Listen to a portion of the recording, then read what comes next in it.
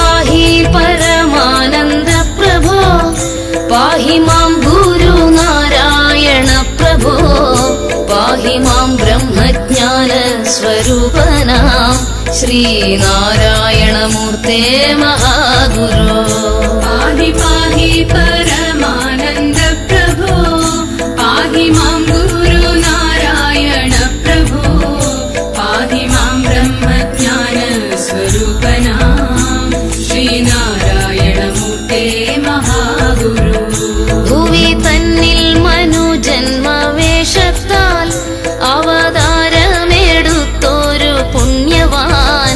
അഖിലത്തിനങ്ങാധാരമൂർത്തിയാം വയൽവാരത്തിൽ ഉണ്ണിയായി ഈശ്വരൻ പാഹി പാഹി പരമാനന്ദ പ്രഭോ പാഹി മാം ഗുരുനാരായണ പ്രഭോ പാഹി മാം ബ്രഹ്മജ്ഞാന സ്വരൂപനാം ശ്രീനാരായണമൂർത്തേ മഹാഗുരു അന്ധകാരാഗ്നിയിൽ ദഹിക്കും മർത്യരെ ബന്ധുവായി വന്നു രക്ഷിപ്പതിനൊരാൾ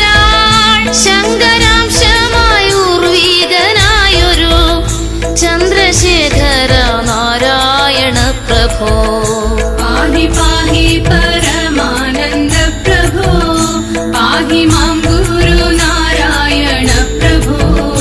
പാഹി മാം ബ്രഹ്മജ്ഞാന സ്വരൂപനാം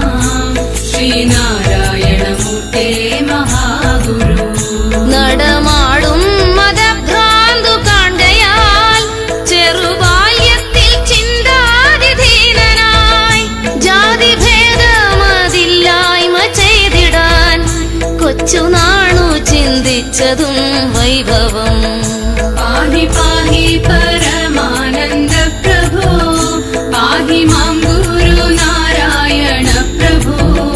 പാഹി മാം ബ്രഹ്മജ്ഞാന സ്വരൂപനാം ശ്രീനാരായണമൂർത്തേ മഹാഗുരു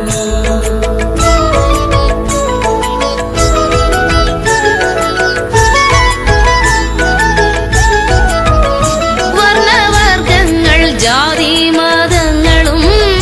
നിർണയിച്ചതും മർത്യൻ താനെന്നുള്ള ആത്മബോധം തെളിയിക്കുവാൻ സദാ കർമ്മപാതകളൊന്നൊന്നായി താണ്ടിയും മർത്യൻ അടിമകളായിട്ട് മൃഗതുല്യതയോടങ്ങുഴയ്ക്കുന്നു പൊന്മണി കതിർ കൊയ്യും മനുഷ്യനോ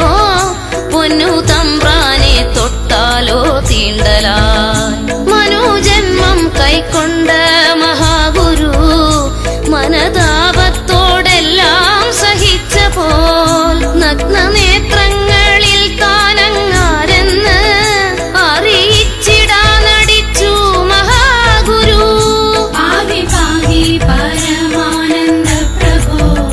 പാഹി മാം ഗുരുനാരായണ പ്രഭോ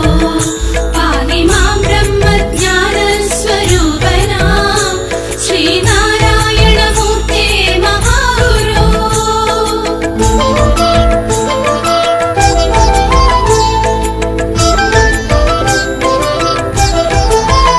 ഭഗവാന്റെ വൈഭവ ചാതു